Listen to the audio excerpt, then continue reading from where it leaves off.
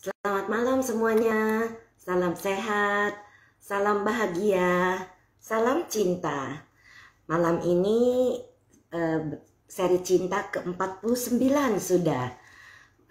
Bersama saya Brenda Imekre dan saya akan bergabung bersama dengan Sis Ivana yang merupakan salah satu asmen dan beliau akan sharing mengenai ketulusan melalui meditasi. Jadi Sis Ivana ini pernah sharing dan hasil meditasi beliau juga bagus. Beliau juga rajin bermeditasi. Nah, saya mau undang Sis Ivana yang sudah bergabung. Selamat malam yang sudah bergabung, Sis Mayalin, Yogonio. Ini Sis Ivana. Malam Sis Ivana. Halo. Iya. Gimana sis? Makin seger aja. Iya, berkat meditasi kan sis Bran ya. Iya. Malam ini sis, saya mau cerita sedikit backgroundnya Sis Ivana. Sis Ivana ini pernah mengisi cinta dan beliau ini adalah businesswoman yang punya isu dengan emosi tentunya dulu ya sis ya, sama seperti saya. Kemudian Sis Ivana itu rajin banget meditasi dan beliau itu bilang sama saya dengan meditasi waktu itu 1 jam, saya nggak tahu sekarang mungkin udah nambah atau berkurang, saya tidak tahu. Tapi hasilnya itu beliau tetap dapatkan karena dengan rutin meditasi pasti ada hal yang didapat. Nah ini sis, silakan sharing. Oke, selamat malam semuanya. Ini mungkin udah sharing saya yang ketiga ya. Mudah-mudahan Betul belum sis. bosen. Enggak, Gitu. sangat tidak bosan. Gitu. Jadi saya malam ini share-nya mungkin yang agak lebih, kalau mendengar meditasi bisa mengubah orang yang tidak emosional, menjadi pribadi lebih tidak suka marah, nggak suka ngoceh, itu biasa ya, Tis. Gitu loh. Ya. Itu yang itu pasti ya. Kita naik advance dikit. Bagus. Naik advance. Ya, gitu kan ya. Ya, mungkin selama ini kita ngerti arti, saya pribadi ya, mungkin ngertilah kalau misalnya semua ajaran itu ada yang bilang kasihilah musuhmu, ya kan Sis Bran ya, kita itu harus memaafkan orang yang menyakiti kita. Ya mungkin secara teori itu saya dapatkan, itu maksudnya ya ngerti lah secara teori ya. Tapi pada saat kita mengalaminya itu bukan hal yang mudah dipraktekkan. Itu sangat amat, apalagi melihat saya orang yang dulu emosi tingkat tinggi, ya kan, yang istilahnya apapun saya, kalau saya berasa saya ditoel gitu ya, logika yang jalan, udah pikiran udah dimatiin semuanya, ya.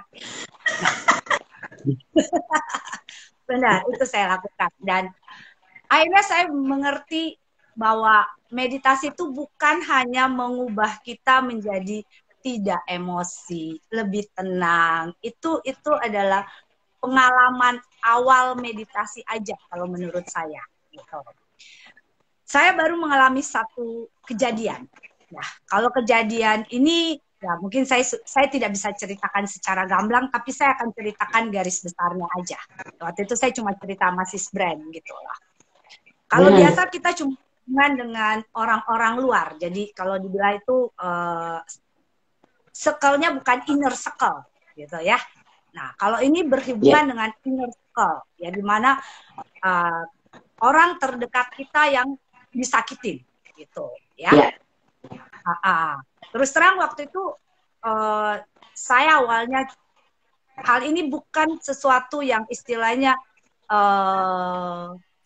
cukup mengenaskan lah gitu lah ya, agak shock. Saya aja shock gitu ya. Saya cukup shock dan cukup tertekan akan masalah ini gitu. Nah, akhirnya saya mengerti secara dalam arti meditasi sebenarnya. Karena waktu itu yang saya alamin, terus terang pada awal kejadian itu semua udah hilang. Pokoknya yang ada itu emosi udah naik ke kepala gitu kan ya. Pokoknya istilahnya saya ambil bayangannya. Kalau orang ini saya bisa matiin, saya jeblosin ke penjara, saya jeblosin. Nah, kurang lebih kayak begitu. Astaga. Tingkat kebencian saya tuh sampai situ gitu kan ya. Waktu saya pertama itu udah lupa tuh sis Brand. Terus terang sih saya ngomong apa adanya, biar semua. Pokoknya gitu ya kan. Nggak mungkin kita masih mengasihi saya, istilahnya karma baik saya masih ada, ya. Akhirnya saya itu belajar diem. Karena waktu itu saya udah emosi, saya udah waktu itu siap-siap udah, ya istilah saya mau keluar lah. Istilah waktu itu, wah gua samperin nih orang. Itulah kurang lebih ya. Cuma karena waktu sudah cukup malam dan saya juga tidak bisa menghubungi, hanya mau nggak mau saya diem kan di rumah sis Brand. Mau nggak mau saya diem. Saya udah siap-siap. Saya cuma masuk ke kamar, boro-boro mau meditasi. Udah lupa gitu loh. Iya. Tapi akhirnya saya mengerti bahwa meditasi itu bukan cuma duduk bersila, yang biasa saya dapatkan, tapi meditatif itulah yang saya dapatkan saat itu. Dan akhirnya saya berasa bahwa meditasi ini kalau kita ya agak advance lah dikit, karena itu kan benar-benar mengendalikan emosi pikiran saya yang istilahnya udah meledak, yang istilahnya kalau bilang ya udah nggak ada yang masuk deh, mau dibilangin dhamma, nasihat apa nggak ada, pokoknya semua orang gua nggak dengerin gitu loh. Ya, hanya saya di suasana yang memang saya nggak bisa kemana-mana, yang saya cuma bisa masuk ke kamar, saya cuma duduk, saya diem. Itu saya diem. Saya diem, akhirnya saya baru sadar saya mengamati emosi saya. Mengamati pikiran saya. Tanpa saya sadar, gitu loh. Hanya itu turun sedikit, gitu kan.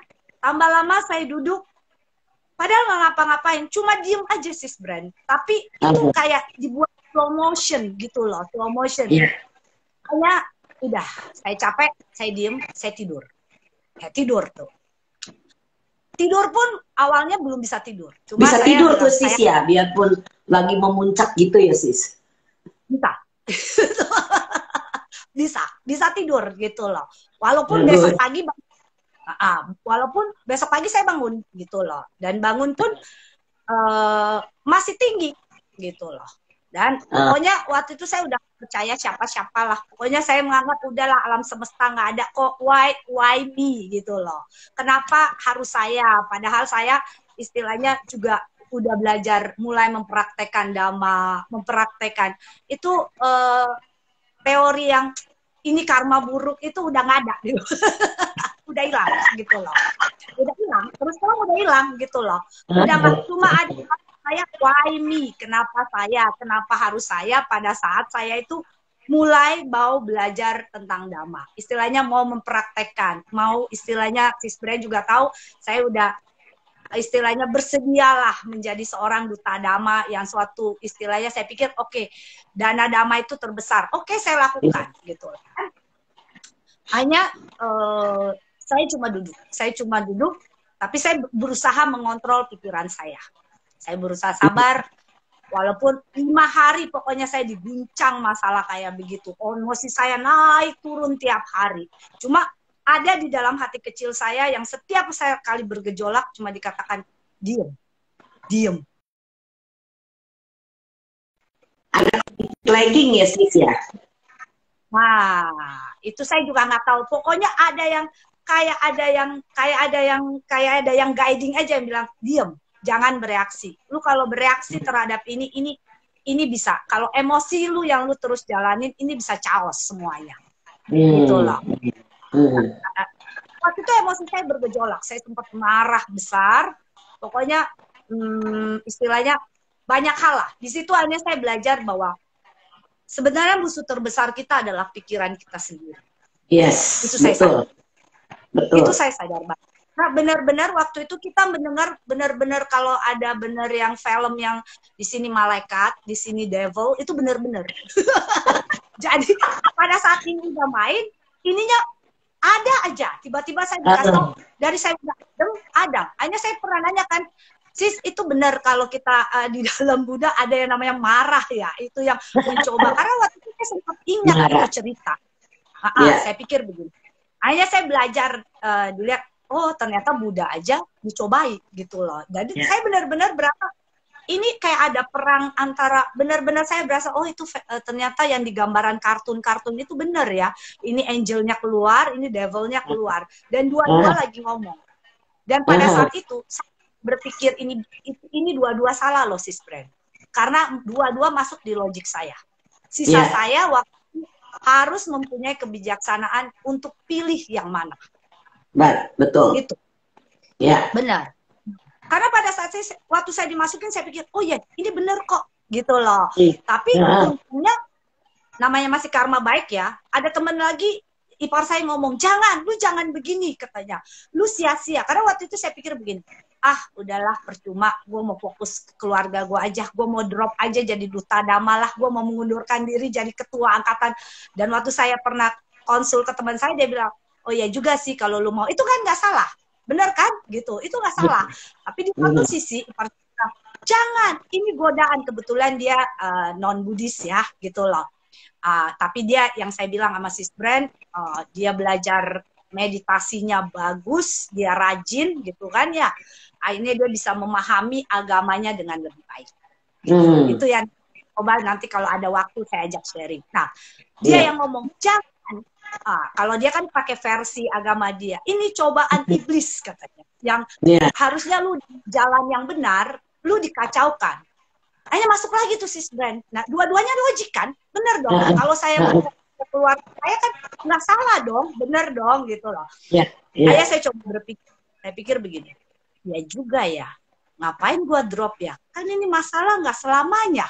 Saya bilang, ini juga mungkin cuma beberapa hari untuk saya istilahnya membereskannya. Kalau saya drop sesuatu yang saya udah bina dari awal, ya akhirnya sia-sia juga, ya kan? Betul. Jadi saya waktu itu dengan menenangkan kepala saya, akhirnya saya ketemu dengan pihak yang istilahnya saya bermasalah lah, ya. Saya akhirnya bisa duduk tenang. Dan akhirnya waktu itu saya ada di dalam persimpangan apakah ini mau dilanjutkan ke jalur hukum apa enggak. Kalau saya dulu saya udah tabrak, saya udah bablas ke jalur hukum tanpa saya pikir, saya cari siapa yang bisa tolong saya ya. Hanya saya dengan beberapa orang, hanya saya juga menenangkan diri saya, hanya saya mengambil keputusan, ya sudahlah, kita maafkan. Nah, memaafkan itu di situ ini musuh terbesar loh yang harusnya gue mau jeblosin, saya harus mendoakan gitu. Dan itu teksnya cukup pergumulannya cukup gede di hati saya, gitu kan? Hanya waktu saya bilang, ya udah, saya maafkan. Mulut keluar di Sis Brand. Oke, saya maafkan, ya kan? Tapi masih ada pergolakan. Akhirnya saya coba duduk meditasi. Setelah 5 hari saya nggak meditasi, akhirnya saya memaksa diri saya, nggak bisa. Walaupun gue lagi kacau, gue harus duduk meditasi. Karena udah 5 hari bolong. Biasanya saya nggak pernah bolong. Minimal 1 jam, 1,5 jam duduk. Ya kan? Saya paksa diri saya untuk duduk. Dan itu waktu awal ya tau lah, pikirannya naik turun, udah saya cuma mengamatin aja, ngapa-ngapain saya cuma amatin, berusaha tersenyum. Ya, akhirnya saya pikir setelah saya tenang, saya bilang, kontak mereka lagi, oke, gue mau duduk dengan lu dengan cara negosiasi yang benar. Karena waktu itu saya sempat marah, karena saya waktu itu pikirkan mau pertemuan yang bagus ya Sis Brand. Ternyata waktu itu pertemuannya itu saya, waduh, kayak dimasukin ke sarang preman lah. Untungnya saya itu cukup tenang gitu loh. Walaupun saya udah emosi nih, saya pikir, waduh, lu bersikap baik ya, begini kan. Akhirnya saya udah naik juga. Tapi akhirnya saya pikir, oke, dengan ketenangan saya ajak ketemu. Saya ngobrol baik-baik. Akhirnya waktu itu saya pikir, ya udahlah, saya drop. Nah, akhirnya saya coba duduk lagi dengan meditasi. mulai belajar apa arti memaafkan, benar-benar memaafkan, benar-benar saya tuh mendoakan mereka. Ya, itu pertama nggak gampang. Awal saya nggak dapat, gitu loh, karena masih ada perdebatan-perdebatan kecil yang nggak diterima di dalam. Akhirnya terakhir itu saya berasa gue capek. Karena kan kita paksa pikiran kita bertenangan terus, jadi kayak frontal. Kayak saya bilang, badan kita udah isi vibrasi positif. Ini mau hantam negatif. Badan itu benar-benar sama. Kepala itu benar-benar membuat saya tidur bisa, tapi masih kayak nggak nyenyak gitu loh, sis. Saya pikir ini ada yang salah. Ini gue harus koreksi. Hanya saya duduk, saya pemaafan, saya coba hilangkan pelan-pelan. Akhirnya saya bilang sama ipar saya. Setelah saya mengalami fase begitu, saya bilang, akhirnya saya mengerti bahwa meditasi mengajarkan ketulusan itu benar. Karena kalau kita memaafkan dengan ketulusan, itu stop sampai situ. Nggak ada embel-embelnya di belakang. Kadang-kadang kan kalau kita bilang nih ya, waktu awal nih kita pasti bilang gini, ya udahlah, gue maafin. Namanya orang jahat, tar juga dapat karmanya. Menurut saya itu nggak tulus. Menurut saya ya, walaupun karena masih ada embel-embel ya, benar. Betul. Awalnya saya ngomong begitu, kan? Akhirnya saya ralat. Saya bilang itu nggak benar. Karena menurut saya, walaupun itu adalah hukum karma yang berlaku, tapi saya ada pikiran dia celaka. Karena kan saya pikir karma orang jahat nanti. Nah itu kan saya menganggap, oh ini nggak benar. Ini berarti gue belum memaafkan dengan ketulusan. Itu yang saya coba tenangkan hati saya, dan saya cobakan benar-benar waktu saya doakan mereka bahagia, saya bayangkan mukanya dan hati saya benar-benar ketawa. Disitulah saya mengerti ternyata memaafkan dengan ketulusan itu nggak ada embel-embelnya. Sakit apapun itu cuma perasaan kita aja yang kita kembangin, pikiran kita aja yang kita kembangin, akhirnya menjadi rasa benci. Tapi kalau kita menyadari, oh ini gue marah, emosi gue meledak, stop, sampai di sana, ya stop. Itu yang saya pelajari. Ini kalau saya kembangin pikiran saya, ya mungkin ini panjang. Tapi karena saya berasa pikiran liar itulah yang membuat kita menderita, kalau saya terusin, ini nggak putus, hanya saya stop. Hanya saya belajar, oh ternyata arti meditasi yang lebih tinggi sedikit. Ya saya anggap saya juga belum sampai gimana. Yaitu kita bisa stop. Kita bisa stop sampai di sana. Cukup menyadari, oh ini gue benci. Udah, stop aja di sana. Jangan diterusin. Kalau terusin, itu akan menjadi jahat. Karena sesungguhnya musuh terbesar. Betul, itulah gunanya 6R. Dan waktu saya diem, saya 6R itu udah cepet banget, udah 6R. Saya pikir untung gue terlatih 6R gitu selama 3 tahun 6R gitu ya. Jadi gue udah nggak di teori. Jadi itu otomatis kebuang, kepala bisa rileks. Akhirnya, jadi saya benar-benar belajar, ya benar. Dan akhirnya ipar saya juga saya share kayak begini, dan dia memang iya. Jadi dia ya Sis Bren tahu kan, dia orang yang pertama ngajak saya meditasi secara dia non-Buddhis. Iya, betul. Enak saya temenin gitu loh. Tapi sejak itu dia bisa mengerti dengan baik ajaran agama dia. Makanya saya bilang, sebetulnya meditasi itu melatih kita untuk bisa mengerti lebih baik ajaran kita. Jadi boleh semua agama. Jadi, betul.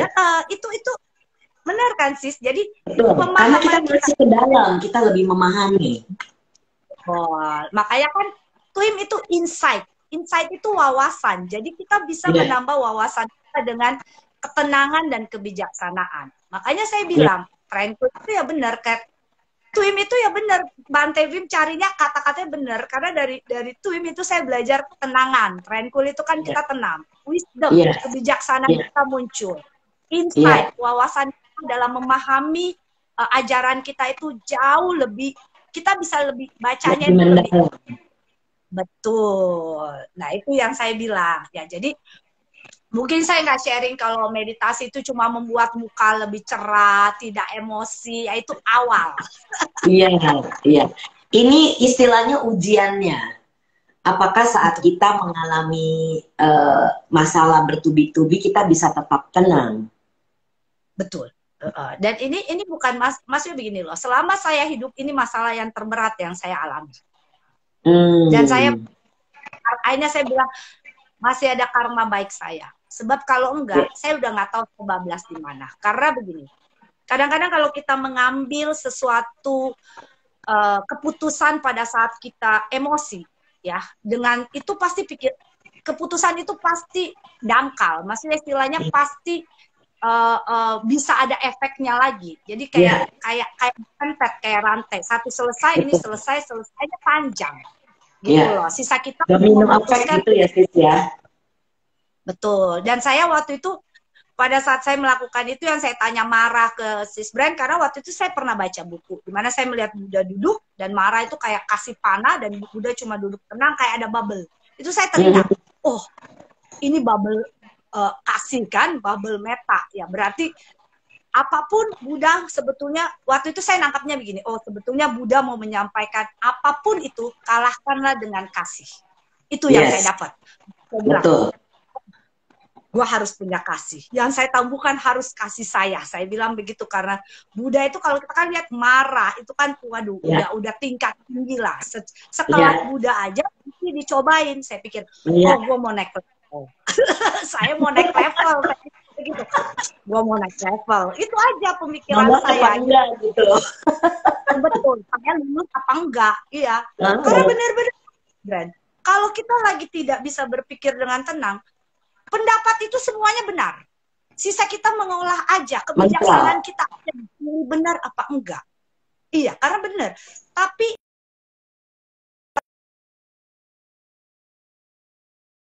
membakar itu kan apinya slow motion kan. Nah, itu kan kejadian di mata. Kalau ini kan pikiran. Nah, itu benar-benar saya lihat pikiran saya itu slow motion. Jadi kayak dipilah-pilah. Ini kejadiannya kayak begini. Begitu saya bikin itu kejadian slow motion, itu emosi otomatis redam. Aneh ya? Saya juga aneh. Benar. Dan itu benar kejadian pada saya duduk. Akhirnya saya pikir, oh, akhirnya gue bisa menjadi meditatif. Dan loh, enggak itu benar-benar saya cuma duduk. Udah punya bekal ya, sis ya? Iya, saya pikir begini, oh ternyata kenapa Buddha suruh kita belajar meditasi? Ternyata begini toh. Jadi saya itu belajar meditatif, gitu loh. Dan jadi intinya semakin kita masuk dalam, ya semakin kita mengenal diri kita sendiri, maka itu reaksinya juga tidak nyaman, gitu loh. Itu benar-benar tidak nyaman. Badan saya nggak enak, kepala saya tegang, itu benar-benar kayak bentrok banget. Akhirnya waktu itu saya bilang, oke, saya maafkan dengan tulus, saya akan doakan. Semoga dia bahagia. Awal saya nggak, tapi lama-lama saya bantu. Kan?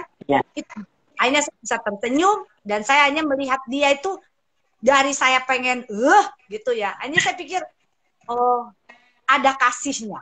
Ya saya pikir, hanya saya melihat dari sudut dia juga, saya pikir, ya kalau saya di posisi dia, saya juga wajar kayak dia begini, gitu loh. Hanya saya cuma bilang, mudah-mudahan saya bisa bicara ngomong baik loh sih. Saya bilang, oke lah, mudah-mudahan ini menjadi pelajaran buat kita semuanya. Saya bilang ya, kebetulan dia juga non-Buddhis, jadi saya bilang ya, anggap aja saya pernah berutang karma sama kamu, kamu berutang karma, ya saya anggap saya bayar lunas. Saya bilang begitu, jadi itu impas. Selesai. Karena betul ya sis Brian ya, karena dengan saya belajar Dhamma pun akhirnya saya mengerti bahwa pentingnya kita harus mengurangi karma buruk kita. Betul banget.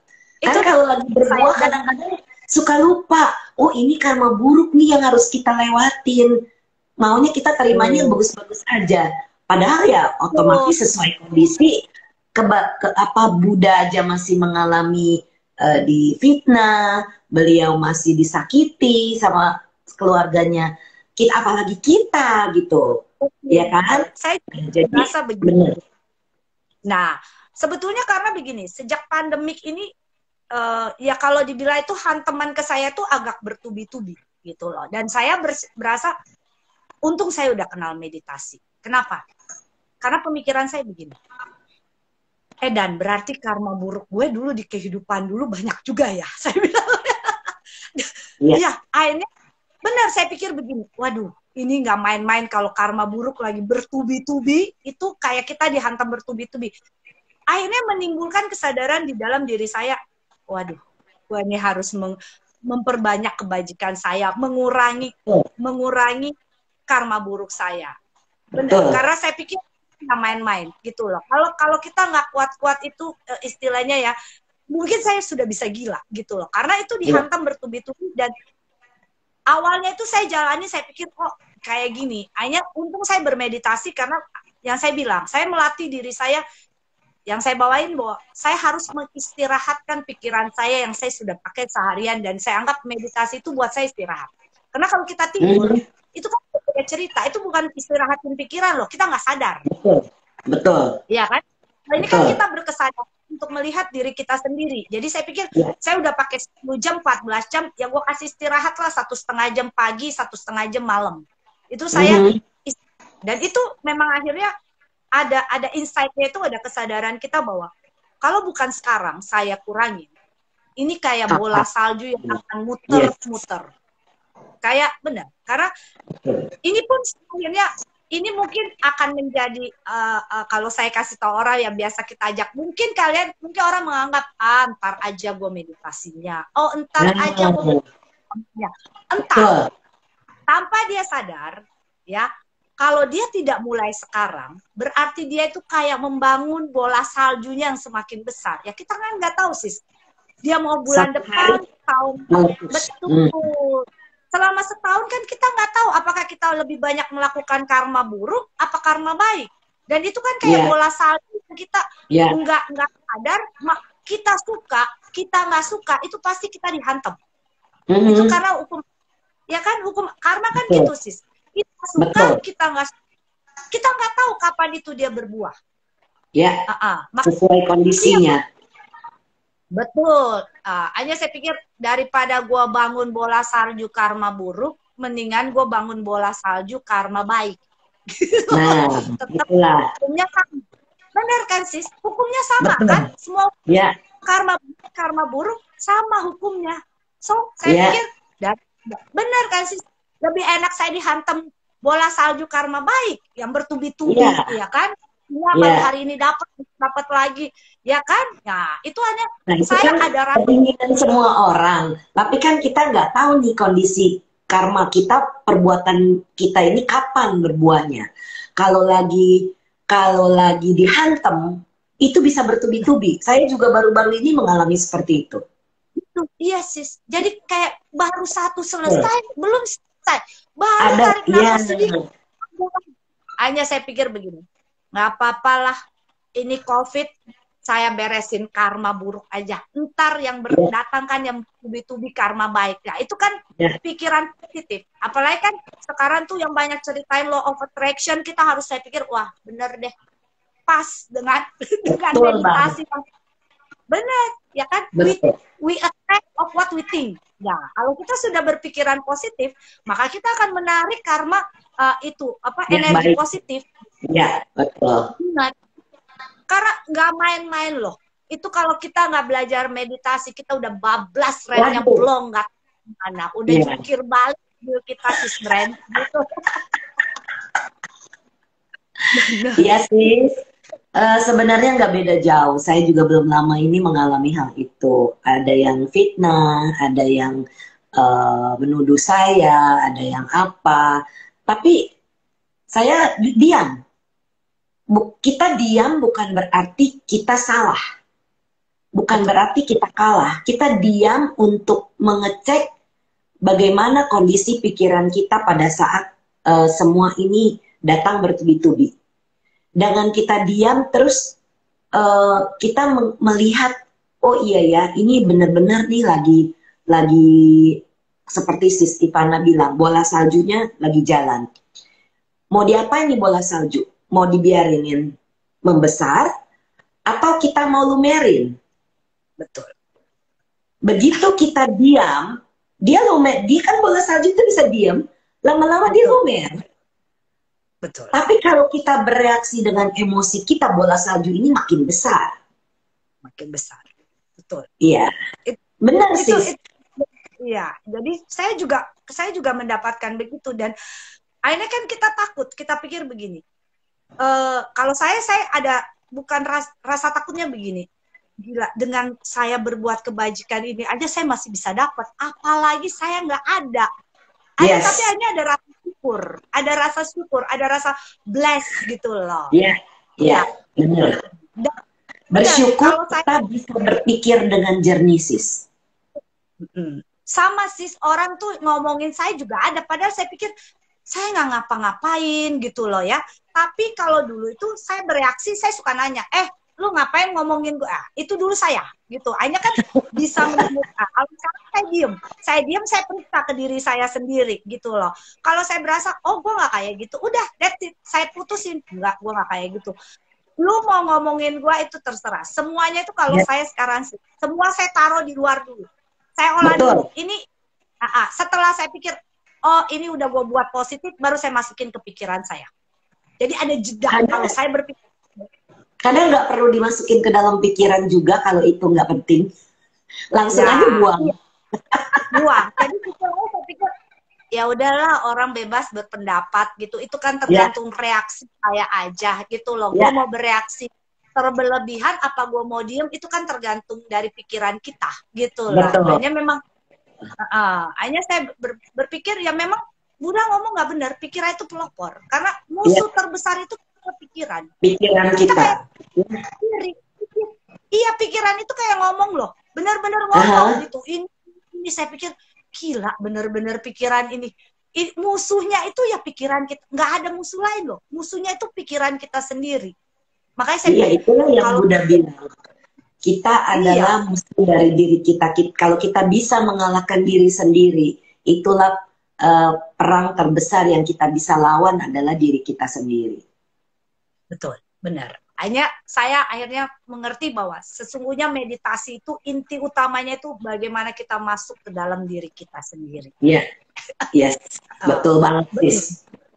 Akhirnya saya mengerti. Dulu saya pikir meditasi itu cuma bilang, oh gue jadi sabar, jadi nggak marah. Itu sih. Awal saya pikir, saya cukup bangga dengan itu. Benar, saya cukup bangga. Jadi gue sekarang udah nggak emosian loh. Saya udah begitu. Kadang-kadang kebanggaan itu bikin saya lupa.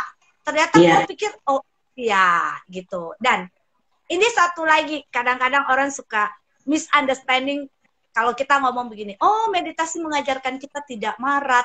Dia pikir kita tidak bisa marah.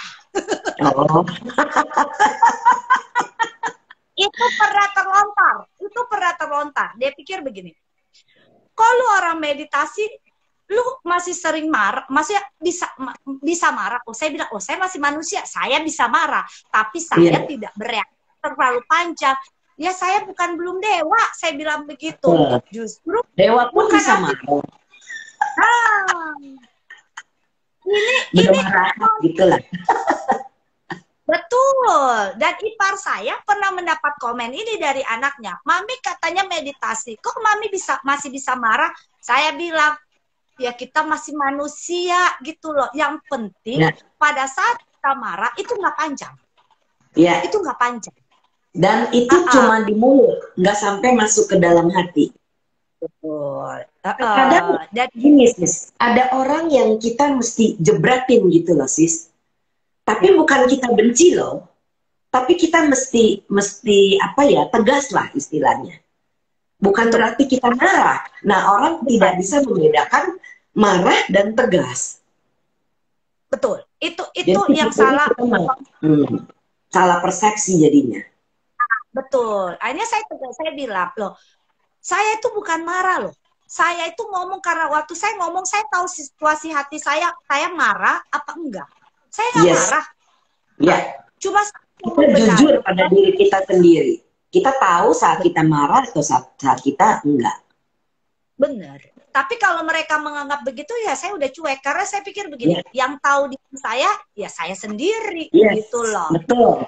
Nggak peduli omongan orang. Bagus, sis. Makanya kan saya bilang, sejak saya bermeditasi itu, saya udah nggak pakai topeng. saya udah be myself. Karena begitu saya be myself, saya berasa happy gitu loh. Karena dan saya punya apa ya, lebih ada passion untuk buat diri saya itu lebih baik gitu loh. Jadi ya sampai karena saya itu kita punya sila keenam, sis, menyayangi diri sendiri dan semua makhluk. Ya betul. Dan saya itu sampai berpikir negatif aja takut. Iya, karena itu jadi bibit lagi kan nanti kan. Betul, saya pikir itu akan bikin lingkarannya. Makanya kalau orang sekarang nanya saya, kalau saya ajak meditasi, oh ntar ya, saya bilang begini, lu menunda, karma buruk lu jalan gak nunda lu. Lu nunda, kan setiap hari lo, dengan kecepatan yang sama.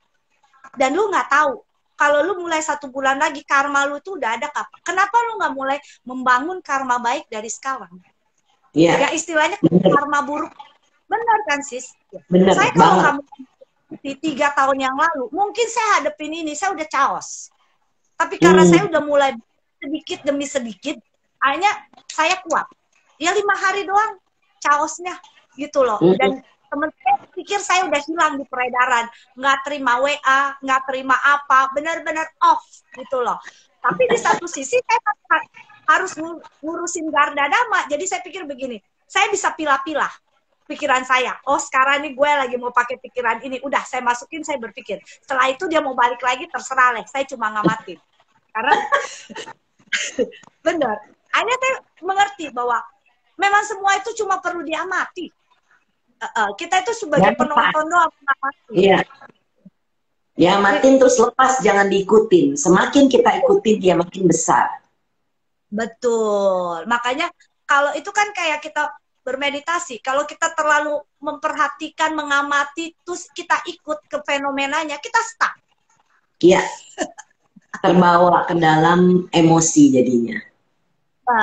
Makanya saya juga sering ditanya, oh lu meditasi jana berapa, apalah, saya bilang begini, sebetulnya apa sih meditasi, saya bilang begitu kalau yang sering nanya ke saya. Sebetulnya meditasi itu bagaimana melatih pikiran, karena Buddha udah ngomong, musuh terbesar lu adalah pikiran lu. Jadi kalau lu bermeditasi dengan pikir mendapatkan apa, itu lu nggak mendapatkan arti sebetulnya apa meditasi. Meditasi itu cuma pelatihan pikiran. Betul. Benar. Iya, nggak ada lain, saya bilang begitu. Jangan lu pikir, oh menikmati ini. Saya sih nggak nyari. Yang nyari itu malah nggak dapet, sis. Gitu. Jadi kalau saya ditanya, saya cuma bilang, yang saya berasa, saya lebih bisa mengendalikan pikiran saya.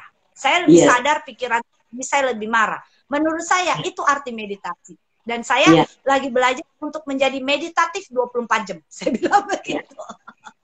Iya, saya mungkin perlu direview lagi buku Life is Meditation, Meditation is Life. Karena betul di sana dikatakan kita nggak bisa lepas dari kehidupan. Dan itulah di situ kita bermeditasi. Bagaimana kita saat pikiran kita saat masalah-masalah ini datang bertubi-tubi gitu. Ya. Nah ini sis, ada pertanyaan dari Sis Rika Mandasari. Sis Brenda, aku mau tanya gimana caranya meditasi pemaafan diri. Nah, malam Icung. Jadi sis nanti bisa ke www.damasuka.org.id. Di situ bisa ikut online retreat. Sebenarnya kalau mau tahu caranya, ada di YouTube saya, meditasi pemaafan, brenda.imcray, di situ ada meditasi pemaafan, sis bisa mendengarkan, sis bisa praktekkan. Dan kalau sis mau ikut online retreat, bisa daftar ke damasuka.org.id, nanti dibimbing minimum selama 10 hari. Ya. Ada komentar dari Sis Ucen Wati, bijak banget Sis Ivana, bermeditasi dan tidur itu beda banget. Dan untuk urusan pikiran itu dengan meditasi yang benar bisa dapat jawabannya. Ini hanya bisa dipahami jika dipraktekin. Iya, kalau kita memang mempraktekkan ini dalam kehidupan sehari-hari, inilah yang Sis Ivana lewati. Jadi dengan Sis Ivana bisa melewati masa-masa sulit, kita tahu, oh ya, kita sudah di right track. Betul. Gitu. Jadi kalau saya, gimana sis? Ya, akhirnya saya sadar bahwa inilah jalan yang saya, karena kan saya selama ini tuh orangnya kan nyarinya sana sini gitu ya. Akhirnya setelah saya mengenal meditasi, saya cuma ngomong sama teman saya, udah gue stop di sini. Gue masuk jalur ini aja. Gitu loh. Setelah karena kan saya bilang, saya tuh tipenya, saya suka belajar. Biasanya tuh semua saya praktekkan. Gitu loh. Dan akhirnya saya stop semua itu pada saat saya sudah mengenal meditasi. Saya stop. Hanya saya mulai baca sila. Dari dulu saya nggak pernah baca sila. Gitu loh. Hanya saya ada niat untuk benar-benar mempraktekkan Dhamma. Itu benar-benar saya praktekkan. Gitu loh. Yeah. Walaupun ya memang masih belum sempurna ya. Tapi saya udah ada keinginan untuk gue harus memperbaiki diri gue menjadi lebih baik dan bijaksana. Waduh, itu bagus. Sadu. Wah, ikut senang. Sis Lili Chandra juga bilang, saya sudah meditasi pemaafan di YouTube Dhamasuka. Finally, saya bisa mulai tidur tenang. Makasih, katanya. Nah, ada pertanyaan dari Bro Andritan. Sis Brenda, untuk meditasi cinta kasih online retreat 10 hari, apa harus ikut full dan tak boleh absen? Iyalah. Gitu bro, memang kalau meditasi selama online retreat memang harus alokasi minimal 10 hari. Karena pembimbingnya juga mengalokasikan waktu. Jadi kita menghargai waktu yang mereka berikan kepada kita masing-masing. Jadinya kita komit, kalau memang mau online retreat, kalau memang belum bisa di tengah-tengah, mau stop, jangan stop. Karena biasanya gangguannya begitu. Dulu banyak sekali pada saat saya membimbing online retreat, banyak sekali yang udah 4 hari, 5 hari pengen stop. Saya bilang sabar, tunggu dulu, selesaikan dulu 10 hari. Jadi biasanya saya minta mereka itu kok kembali pada komitmen awal. Dan mereka pasti bisa lewatin. Karena rata-rata orang itu terganggu oleh duniawi atau pikirannya sendiri bahwa saya nggak bisa meditasi nih. Benar. Gitu. Yeah. Itu kita tidak disiplinkan diri kita, nggak bakal bisa. Gitu. Saya memang tidak ikut online karena waktu itu saya nggak tahu. Tapi saya bermeditasi sebulan, tiap pagi, tiap malam saya disiplin. Saya harus meditasi, saya harus meditasi. Dan saya pernah ada orang yang waktu itu saya dikasih dari, kalau nggak salah si Swelling, dia mengalami masalah di dalam suaminya sakit, usahanya jatuh, terus dia tanya saya, meditasi ini bisa mengubah, menyelesaikan persoalan saya nggak? Wah, ini sesuatu yang istilahnya saya hanya bilang begini, jangan pikir meditasi itu kayak sulap. Lu ikut 10 hari, simsalabim, selesai. Itu enggak. Saya tuh ngomong pahit dari awal. Saya bilang begitu, Sis Brand. Daripada saya menjanjikan dia, tapi minimal saya bisa jamin kamu bisa berpikir dengan tenang dan tidur dengan enak. Kalau kamu tidak bisa tidur dengan enak, maka pikiran kamu akan muter-muter di sana, hanya masalah kamu selesai. Tapi kalau kamu bilang masalah bisa selesai apa enggak, itu tergantung kamu dan karma baikmu. Makanya kalau kita Buddha kan kita cuma percaya bahwa karma baik kita lah penolong kita, saya bilang. Nah, kalau mau ya pukulin karma baiknya sekarang, saya bilang. Ya, mudah-mudahan masalah kamu selesai. Nah, jadi orang salah persepsi, oke, kalau gue ikut 10 hari, lu jamin nggak masalah gue selesai? Ya, saya nggak bisa lah, Sis Brand. Begitu. Jadi saya pikir begini, wah, apa dia kira meditasi itu sulap gitu? Saya aja jalan 3 tahun aja masih ngalamin masalah gitu loh. Cuma cara kita mengatasinya beda, begitu aja. Saya cuma bilang persepsinya nanti berbeda dalam menghadapi masalah. Betul. Saya cuma bilang ya. Itu benar banget. Ya selesai, saya bilang. Ya, jangan, ya, itu orang salah artikan begitu. Terus ada yang pernah dalam, kayaknya dia bilang saya mau pisah sama suami saya. Apakah meditasi itu bisa saya pisah? Wah, itu salah besar. Saya bilang begitu. Minimal kamu bisa tenang duduk ya, bisa Iya. berpikir dengan tenang, apakah Jernih. kamu periksa apa enggak. Kalau kamu tanya saya nggak berani jawab. Saya bilang begitu. Saya dapat karma buruk kalau saya jawab. Nah, Iya. kadang-kadang Iya. benar, saya sering kadang-kadang ya 2 hari mereka udah give up. Padahal saya bilang, awal itu kamu harus niatin. Memang penyakitnya itu males. Iya. Ada aja godaannya.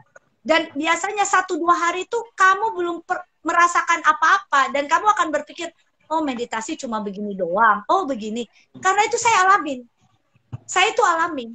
Tapi kalau saya orangnya begini, saya kan udah baca buku tentang Buddha. Saya pikir Buddha aja keluar waktu kecil meditasi. Semua diceritakan meditasi. Sampai enlightenment-nya itu langsung meditasi. Jadi pemikiran saya waktu itu, ada apa ya dengan meditasi? Saya bilang begitu.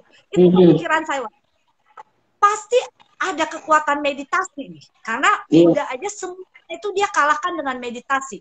Akhirnya waktu itu saya berniat, saya mau melatih meditasi. Nah, ini harus kita program dulu di pikiran kita. Karena kan saya belajar self-programming. Itu penting.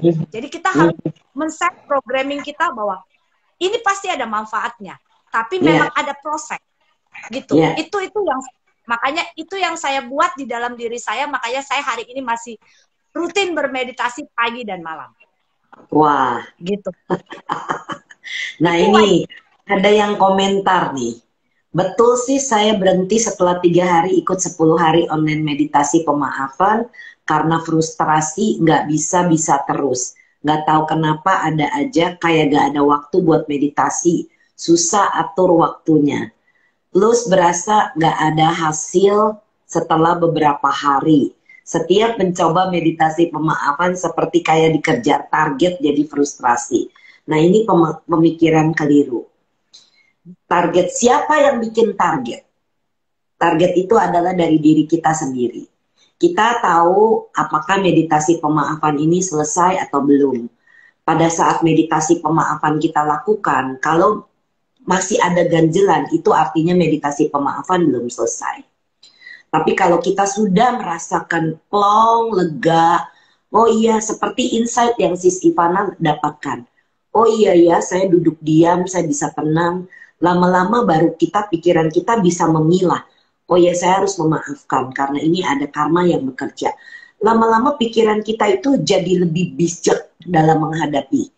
Karena kalau sis atau bro menyerah, itu sama juga dengan membiarkan seperti sis Ivana bilang, snowball ini putar-putar terus, masuk terus. Kalau kita membiarkan menyerah, maka ini akan berputar-putar terus. Tapi pada saat kita diam, snowball itu kalau didiemin, lama-lama dia lumer. Nah, itulah yang kita penting mengerti gunanya meditasi. Terutama meditasi pemaafan itu sangat-sangat powerful. Kita bisa memaafkan diri kita sendiri minimal sebelum kita bisa maafin orang.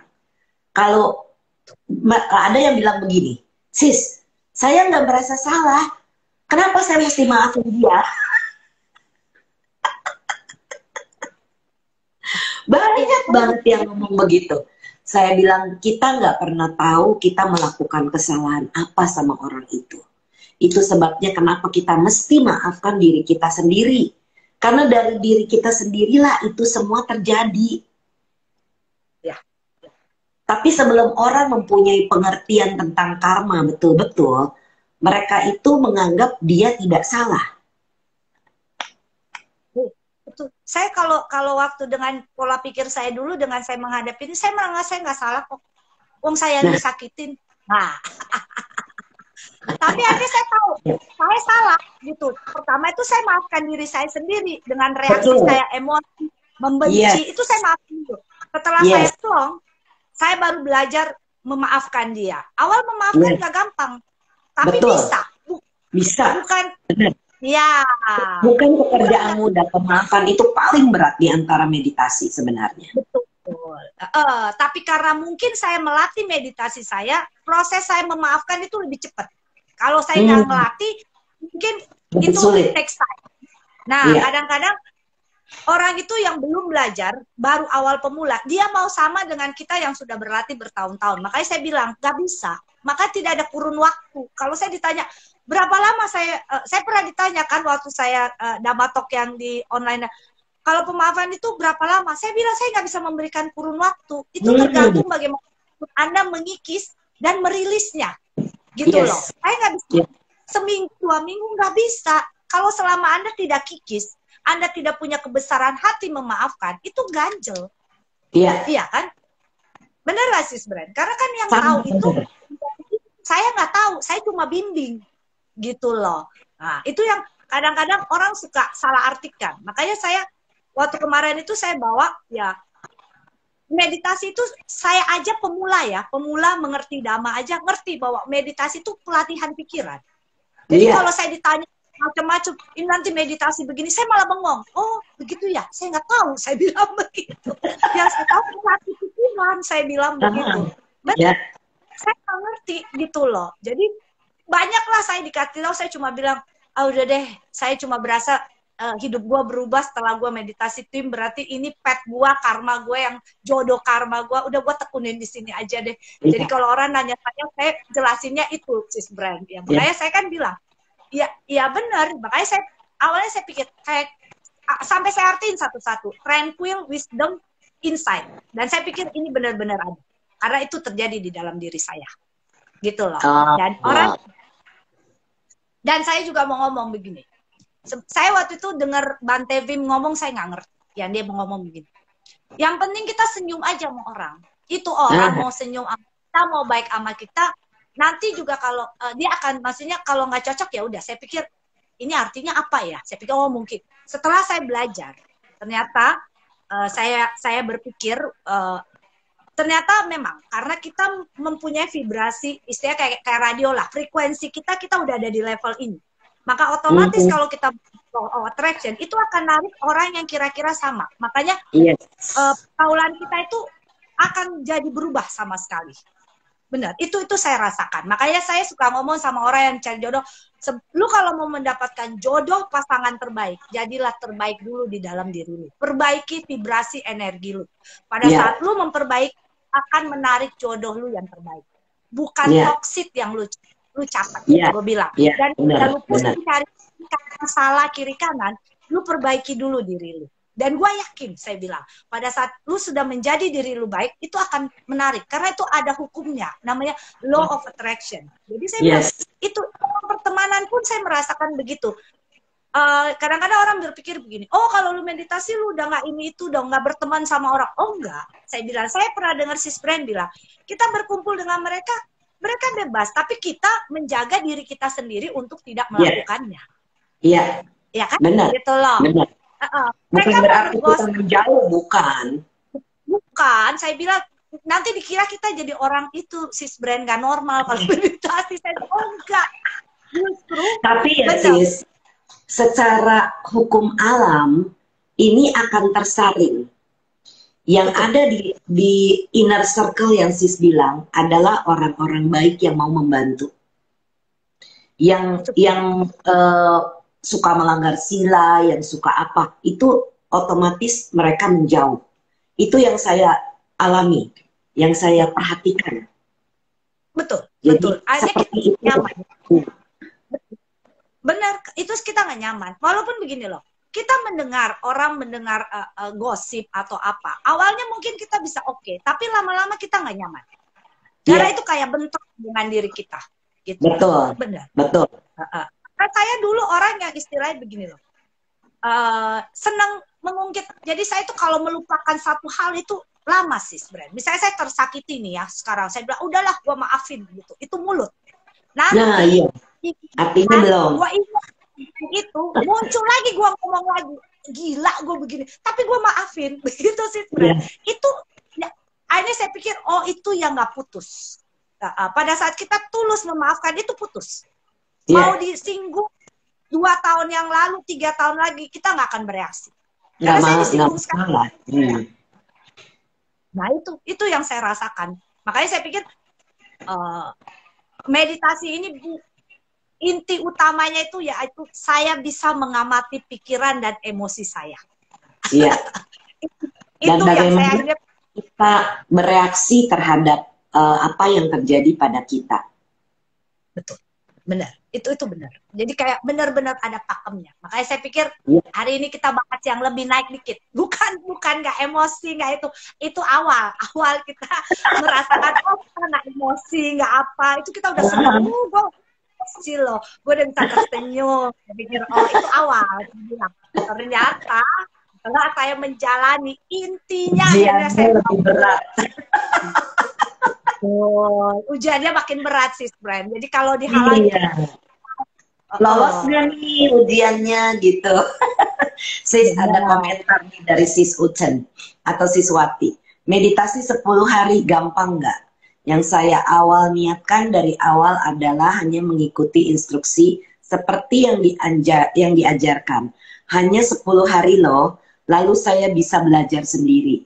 Inilah yang membuat saya perjuangkan komit. Nah, ada komentar tadi. Targetnya kepingin bisa meditasi meta atau cinta kasih, karena saya kepingin bisa happy dan memancarkan cinta kasih seperti yang dibilang, tapi nggak bisa karena masih ada hambatan. Betul. Nah, itu makanya cinta kasih tidak bisa muncul kalau hati kita masih dipenuhi kebencian. Jadi harus didobrak dengan memaafkan. Nah, inilah bagaimana kita melihat diri kita, siapa yang nggak bisa maafin? Semua jawabnya saya. Nggak ada jawaban orang itu, orang lain. Semua saya. Jadi kita kalau sudah mengerti, oh iya ya saya, oh aku kita bermain, tanha kita muncul, nafsu keinginan ini muncul. Jadi, ya sudahlah, betul-betul tulus maafkan. Nanti lama-lama cinta kasih itu pasti akan muncul. Jadi harus sabar, bro atau sis we in touch itu harus sabar. Ini adalah proses bagaimana kita mengenali diri kita sendiri. Jangan pakai target apapun, karena yang tahu meditasi ini, pemaafan ini selesai atau belum adalah diri kita. Pembimbing kita hanya bertanya, apakah sudah selesai rasanya? Kalau belum, lanjutkan. Memang begitu. Kalau memang masih ada sisa-sisa, harus diberesin. Jadi nanti pada saat mau pacarkan cinta kasih, dia bisa take off. Kayak naik pesawat tuh langsung dia terbang landas. Ya. Benar. Orang yang dulu mengenal saya, itu ya pasti tahu saya itu sekarang orang berpikir gini, meditasi bukan buat kita diem, bukan menjadi pendiam. Ngomong sih tetap ngomong, cuma reaksinya beda. Dan kalau kita bisa memancarkan cinta kasih, itu semua orang itu pasti senang. Jadi kalau ketemu dia bilang, kapan kita ketemu lagi gitu loh. Dan itu berlaku. Kemarin saya pergi ke ipar saya punya mama papa, orang tua, dan saya berasa saya bahagia. Kenapa? Mereka bisa ketawa mendengar saya bercerita. Dan mereka bisa kasih saya makan, saya anggap itu karma baik, dilayanin sama orang tua, dan saya bisa memberikan kebahagiaan. Karena pada saat saya berbicara itu saya memancarkan cinta kasih saya. Dan waktu mereka ketawa senang, saya pikir, oh berarti sudah bagus nih, pemancarannya berhasil. Gitu. Itu kan pola saya. Begitu. Pasti merasa. Nah, ini sih ada komentar lain dari Sis Ucen lagi. Hanya 10 hari ini belajar caranya, dasarnya hanya awal memulai, dan selanjutnya baru saya mengerti. Makin gak bisa tinggalkan meditasi. Ini menjadi bagian kehidupan saya sekarang. Ya begitulah kalau kita sudah terbiasa. Jadi Sis Ucen juga bilang, Siswati sangat bersyukur bisa kenal dengan metode TWIM ini. Kan-en, Bantewim, Sis Brenda, dan para asmen yang tulus benar-benar membagikan waktunya. Iya, karena nah ada komentar dari Sis Alan, bisa ikut online ODR tanggal 28 November. Ya, kami mengadakan online ODR. Terima kasih sih, saya coba lagi. Ya semangat, harus dicoba. Jangan bilang coba, karena kalau kita coba, kita memberikan pikiran kita ini, saya udah coba nggak berhasil. Jadi nanti kita nyerah lagi. No, we do. Kita lakukan. Jadi kalau kita lakukan, kita tidak memberikan alasan kepada pikiran kita untuk quit. Kita lakukan, kita jalankan, kita komit. Saya akan bahagia, saya bisa bahagia, tapi saya harus membereskan dulu nih sampah-sampah yang udah pernah ada di sini, di batin kita, di pikiran kita, di hati kita. Luar biasa sih Ivana, gak berasa ini sudah 1 jam kita ngobrol. Ada kesan dan pesan apa yang Sis Ivana mau sampaikan sebelum kita sudahi?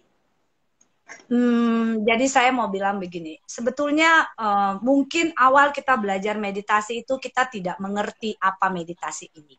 Tapi saya setelah menjalankan meditasi ini, kalau kita jalankan dan kita praktekkan benar-benar, maka kita pada akhirnya kita bisa benar-benar merasakan apa namanya kebahagiaan dan ketenangan yang sesungguhnya.